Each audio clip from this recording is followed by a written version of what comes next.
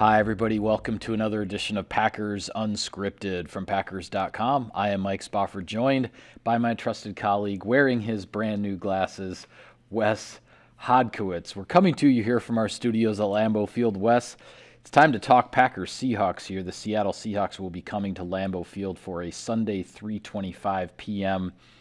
kickoff. And this is a Seattle team that is 3-5, but they're getting their quarterback back, Yep. Russell Wilson, back from the surgically repaired finger that cost him 3 games. And for as much as even with Wilson in the lineup, the Seahawks were up and down early in the season, kind of riding a bit of a roller coaster, Russell Wilson brings a 125.3 passer rating, 10 touchdowns, only 1 interception on the season. He was off to a heck of a start statistically, and that's certainly something he's looking to continue against a pretty good Packers defense. Yeah, I mean, it's so funny listening to Davante Adams discuss it because he's like, this really almost feels like a division game, how much they've played him. I believe in Davante's career, this is the 8th time now he's going to be playing against a Russell Wilson That sounds about right. quarterbacked Seahawks team. And as we've seen through all these matchups, and there's been so many chapters in this rivalry now, it's always going to be competitive. It's always going to be probably down to the wire. And a lot of times, too, it comes down to how are the Packers able to contain Russell Wilson.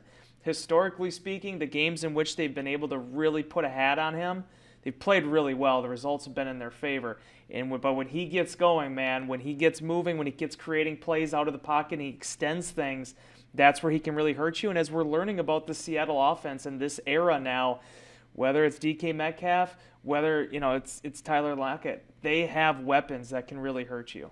Yeah, that combination of Lockett and Metcalf is a really interesting one because you don't often see a 1-2 punch at receiver, if you will, where the two guys are such different types of players in terms of the body types and the routes they run and what the offenses ask them to do. And I think that's what presents such a big challenge in terms of defending Russell Wilson and his passing game with those two guys. On the other side of it, with regard to trying to contain Wilson, now this is the statistic with Wilson or Geno Smith, but the Seattle Seahawks have allowed 26 sacks this season in 8 games. I mean, that puts them on pace for allowing 50-plus this season. Now, obviously, about half of those were Wilson, half of those were Geno Smith, but you still, even with those sack numbers, though, I think you have to be careful about how you pressure Russell Wilson. This is what is so mind-boggling about the season Seattle's had, is that Geno Smith played well during that absence. But the problem is they've had a really difficult schedule. When you look at the opponents they've played, I think maybe the Vikings are the one team they lost to that actually has a losing record right now. I mean, it's been a competitive type of schedule. And Smith, to his credit, a lot of people, including myself, big-time doubters when he took over, played really well. He had over 100 passer rating. The thing that really stands out to me the most about Seattle, though, is the years change, but a lot of times the construction of the offense is very similar. Mm-hmm. It really they've had issues on the offensive line for years now. Yeah, they have. That hasn't really changed. They've had inconsistency in the backfield now for years now. That hasn't really changed. But at the same time, when you have somebody like Wilson that can basically create, it still makes them an incredibly dangerous team. And I think defensively they've started to find themselves a little bit more. Matt LaFleur said it. It was to your question, Mike. They are expecting a playoff caliber team to step into Lambeau Field on Sunday. And anything short of that, I mean, yeah, the Packers will accept it, but that isn't what they're anticipating. They think that this is going to be a matchup that's really going to come down to the wire because at the beginning of the season, back in September, this was the gauntlet we were talking about. Seattle was a big reason for why we thought November was going to be as difficult as it's going to be. Yeah, absolutely. When you look at it from Seattle's perspective, 3-5, that's not where they want to be after 8 games. They can't really afford too many more losses. Right. But from their point of view, they're like, hey, we have an opportunity to play the Packers. They still have, I believe it's 2 games left with Arizona. They haven't played the Cardinals yet. They have 1 game left against the Rams. So even though they're 3-5, they're going to have some opportunities to make some noise here, playing against some of the top teams in the NFC as we're in that midpoint of the season.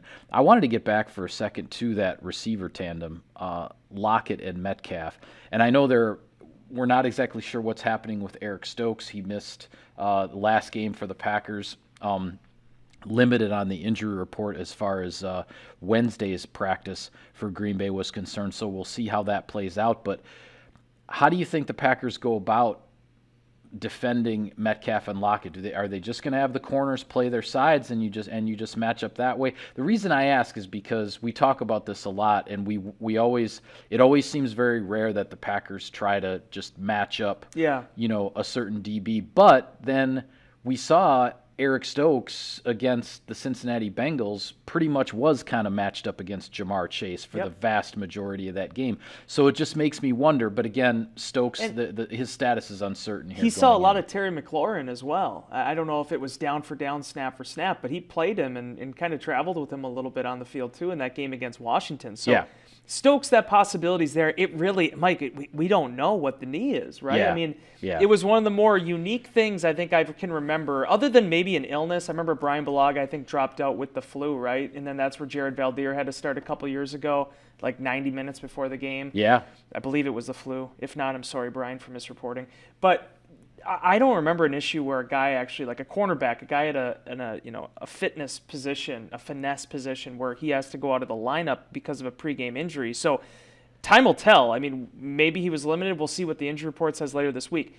To your question, though, I think the one big thing about this defense that Joe Barry employs is he trusts players to play their positions. And there was a line, it was a very basic line that Devondre Campbell said, but it really hit home with me in that he trusts linebackers to be linebackers. He trusts defensive backs to be defensive backs. And if your assignment is to be the left perimeter cornerback like Rasul Douglas was last week, he's comfortable just letting that guy be that guy. Mm-hmm. So I don't think you're going to see any overwhelming adjustments. I think the bigger thing they have to figure out is, from a safety perspective, how they go about trying to put an umbrella over DK Metcalf, with also being cognizant of what Lockett can do both underneath and down the field. Yeah. Those two guys are really elite weapons. And to have two receivers that have such a juxtaposition in terms of their styles, in terms of what makes them great.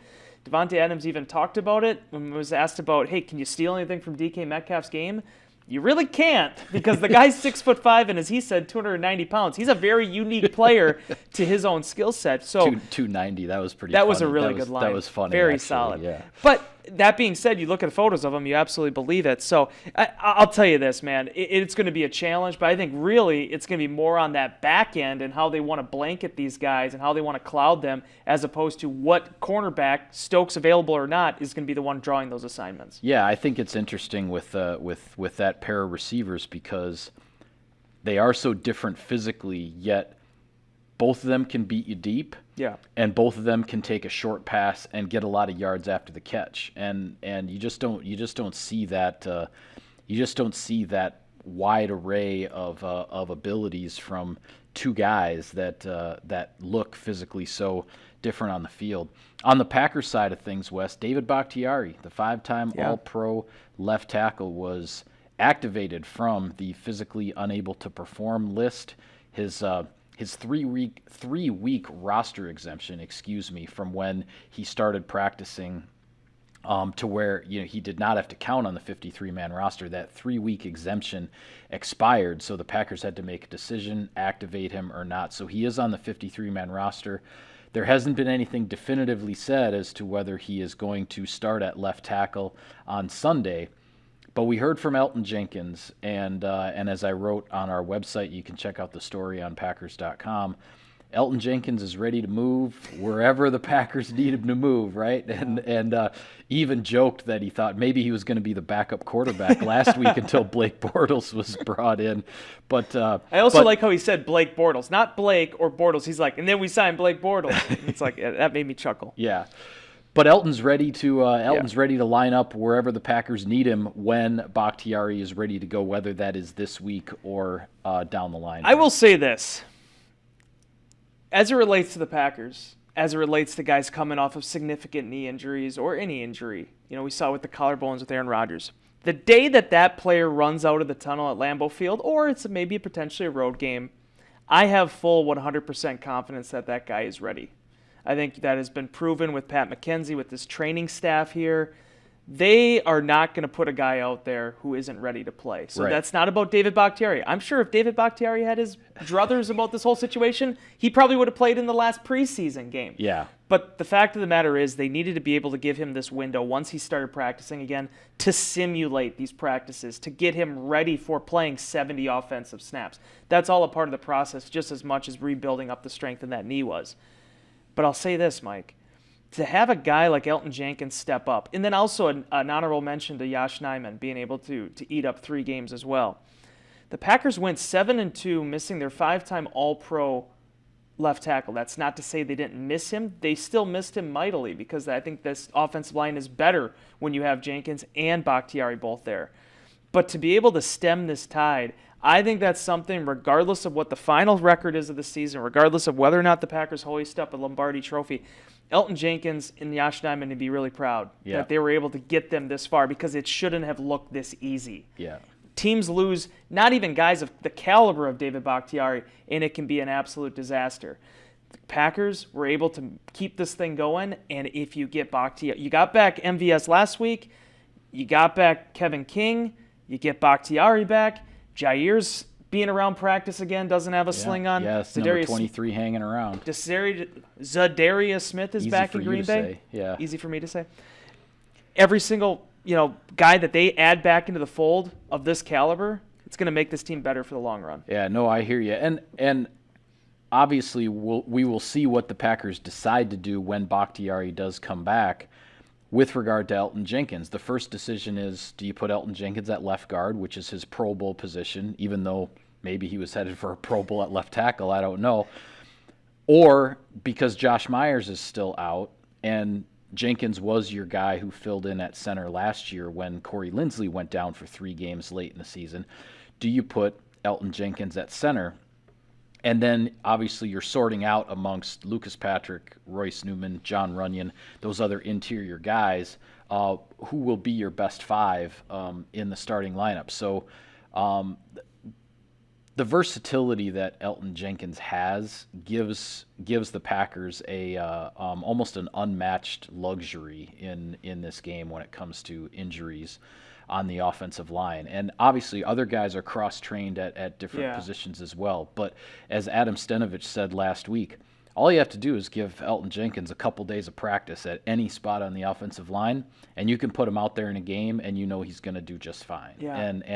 And you don't hear that about guys in terms of just being able to train and grasp everything so quickly and understand the techniques and then execute those techniques, as well as the playbook based on your responsibility at guard versus tackle and all of that kind of stuff. And so we'll see. We don't really know what the Packers are going to do, but the fact that they have so many options at their disposal is a credit to Elgton Jenkins. Yeah, and even this year doesn't, I think, fully encapsulate what he brings. It was last year that I think my eyes really opened up to it, because that was a position where Lucas Patrick had to start at right guard. They had already lost Lane Taylor for the year, so right. when Corey Linsley got hurt, they didn't really have a backup center, so to speak.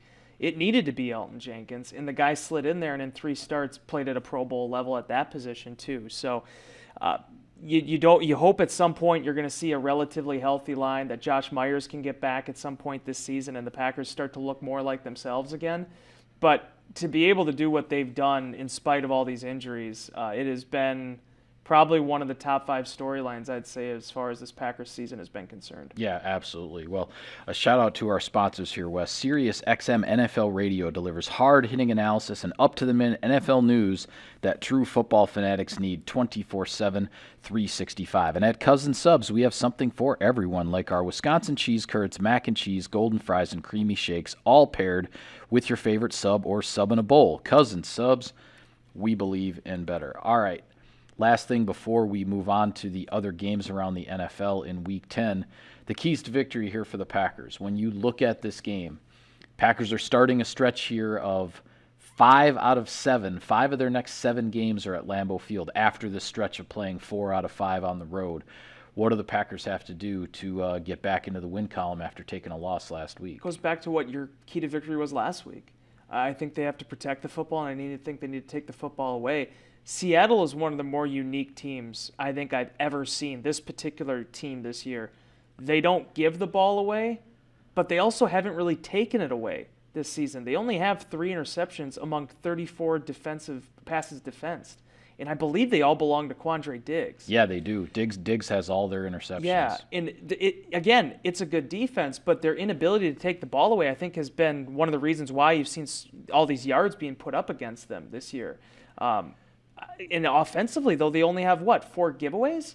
I mean, it's been pretty remarkable, even with Geno Smith taking over, the fact that they've been able to protect the football as well as they have. So I think that's going to be a catalyst in this game. I thought last week, and I think it proved out that if the Packers protect the football, if they don't lose the turnover battle 2-0, and then the points that were generated off of that for Kansas City, I think that's a different football game. So especially if Aaron Rodgers is back in the fold, the big day on that is obviously going to be Saturday. Right. But if Aaron Rodgers is back and the Packers can get back into the groove that they were in before this whole, Devontae Adams is gone and then Rodgers is gone, if they're able to look like the offense they did in Week 7, I think they're very easily able to win this game and continue on building on what they did in the first half of the season. Yeah, and I think offensively, and I say this whether Jordan Love is the quarterback or whether Aaron Rodgers does come back and get cleared on Saturday and is under center on Sunday, you got to get back to running the football. Yeah. We've been saying this since Matt LaFleur got here in 2019, and we've seen the implementation of this offense. The Packers have won plenty of games, when Aaron Rodgers has just done his thing, right? Like, we've seen that.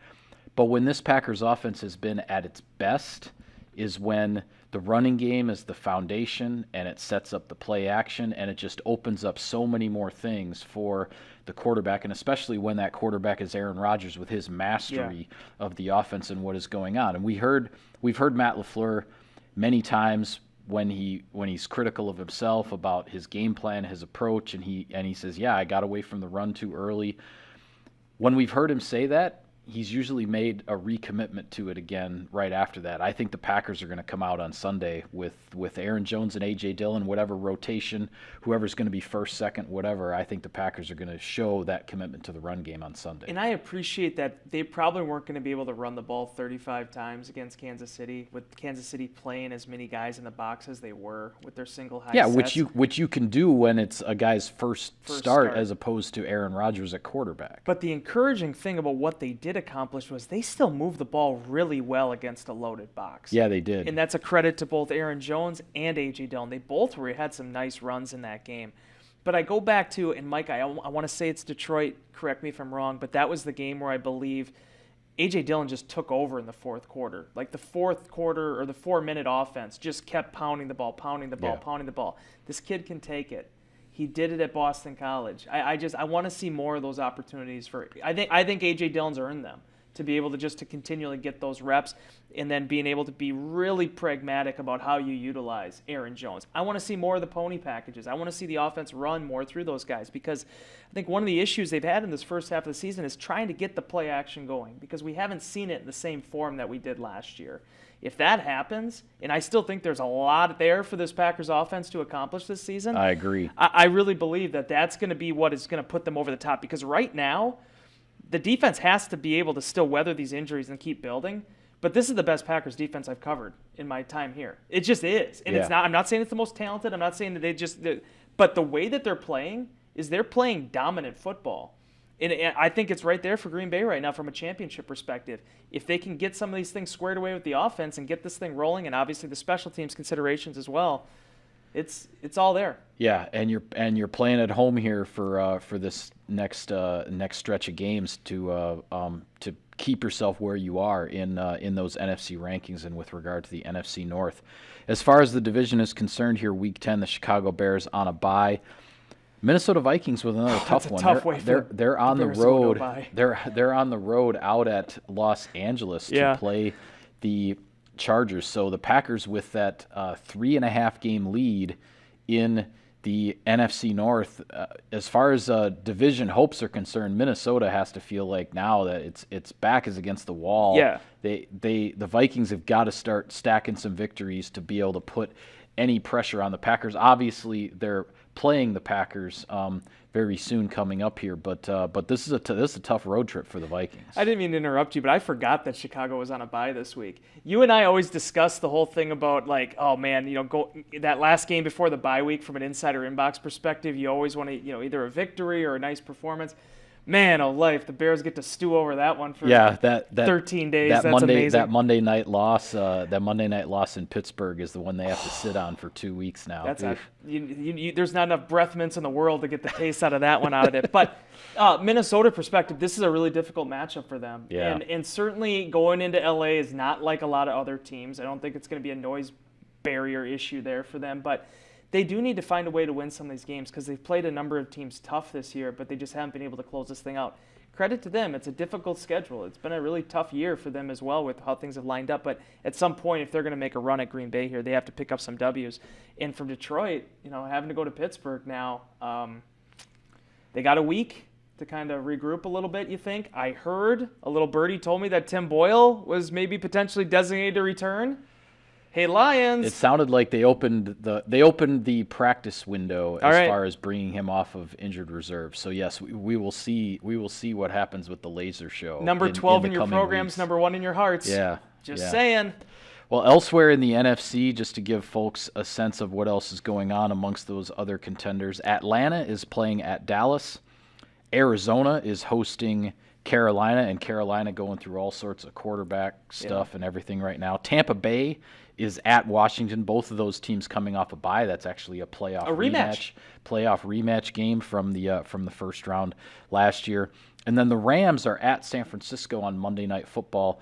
I have to say I was surprised and somewhat disappointed in a sense that San Francisco didn't give the Cardinals more of a run for their money when the Cardinals were missing all the players that they were last week. So I'm not really sure what's going on with the 49ers, but they will be hosting the Rams on Monday Night Football. So your thoughts on any of those games? Your talk about Matt LaFleur and the run game, Kyle Shanahan getting away from the run in San Francisco has been one of the more surprising things. Now, obviously, I know what happened with Mostert, but, I mean, how many times did they carry the ball last week? 14? Well, and I mean, you look at what they did in 2019 when they did go to the Super Bowl. It was a stable of backfield guys. It didn't matter who he was handing the ball off to. Yeah. So it is curious what's been going on out there with Shanahan's offense. It doesn't get any easier for them. I'll tell you what, man. Atlanta's a team we got to stop sleeping on.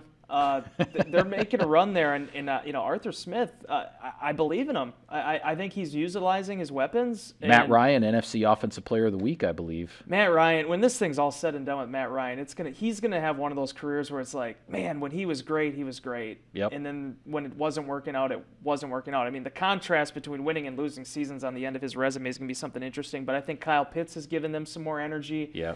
Certainly, I think that they have a new vision with that offense. So Dallas coming off their own loss, that's a big game. That's one that I don't think you can sleep on anybody. And that was a tough loss for Dallas. They fell behind 30-0 at home to the Denver Broncos before they even got on the board and made the score respectable at the end. But they got it handed to them at home. Now they're at home again against a Falcons team that is kind of on the rise. And Mike Vrabel, I think I need to give him some credit because I was asked in Insider Inbox about my favorite teams or what I think are the top 4 teams in the AFC, and I didn't put Tennessee in that conversation because I felt like without Derrick Henry, they aren't a top 4 team.